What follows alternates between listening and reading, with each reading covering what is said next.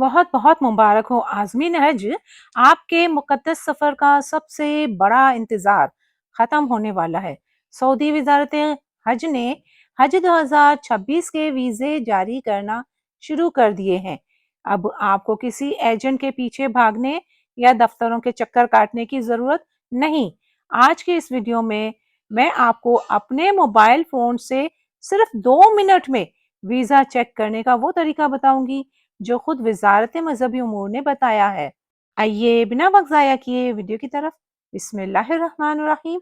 Welcome to the channel इल्म का खजाना। जैसा कि आप जानते हैं कि हम हज ट्रेनिंग की मुकम्मल सीरीज कवर कर रहे हैं, लेकिन आज एक बहुत ही अहम अपडेट आई है। हज वीज़े जारी होना शुरू हो गए हैं। वीज़ा चेक करने का लिंक डिस्क्रिप्शन में मौजूद है। अगर यूट्यूब की पॉलिसी के मुताबिक हटा ना दिया जाए तो इस लिंक से फ़ायदा उठाया जा सकता है, लेकिन पहले तरीका अच्छी तरह समझ लें ताकि किसी किस्म की गलती की गुंजाइश ना रहे। अपना हज वीज़ा चेक करने के लिए इस लिंक में जाएं। वीज़ा प्लेटफॉर्म का पेज खुल जाएगा, या फिर अगर लिंक अवेलेबल नहीं है तो सीधा क्रोम में हज वीज़ा चेक लिखें और visa.mofa.gov.sa की ये साइट पर चले जाएं। बाय डिफ़ॉल्ट ये पेज अरबी लैंग्वेज में खुलेगा, मगर यहाँ 3 लाइनों में जाकर अपनी मर्जी की लैंग्वेज को सेलेक्ट कर सकते हैं। हमने यहाँ इंग्लिश को सेलेक्ट किया है।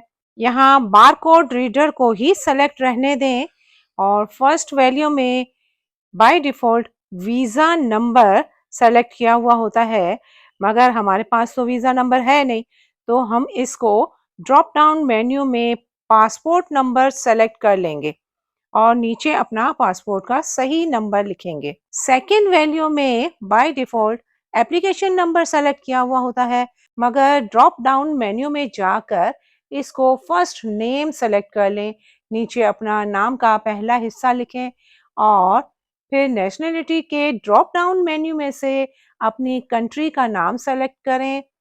याद रहे, आप अपनी कंट्री का नाम ड्रॉप डाउन मेन्यू में से ही सेलेक्ट करेंगे।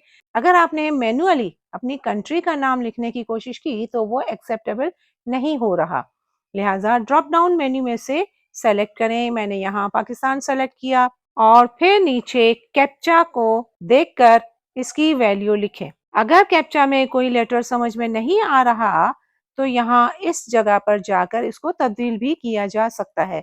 फिर इंक्वायर पर क्लिक करने से आपका वीज़ा अगर इशू हो गया होगा तो मुकम्मल डिटेल आपके सामने आ जाएगी, और अगर इशू नहीं हुआ अभी तक तो ये मैसेज आ जाएगा।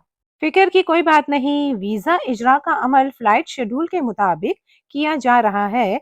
जिन आज़मीन की शुरू की फ़्लाइट्स हैं उनके वीज़े पहले आएंगे, और जिन आज़मीन की फ़्लाइटें आखिर में होंगी उनके उसी तरतीब से आते रहेंगे, लेकिन ईद से पहले पहले सबके वीज़े आ जाएंगे। चेक करते रहें, लेकिन वीज़ा नज़र ना आने पर परेशान ना हो, सबके वीज़े ज़रूर आएंगे। अगर आप शॉर्ट पैकेज से जा रहे हैं तो आपका वीज़ा आखिरी में आएंगे, और अगर आखिरी फ़्लाइट में दरख्वास्त दी हुई है तो भी आखिरी में आएंगे।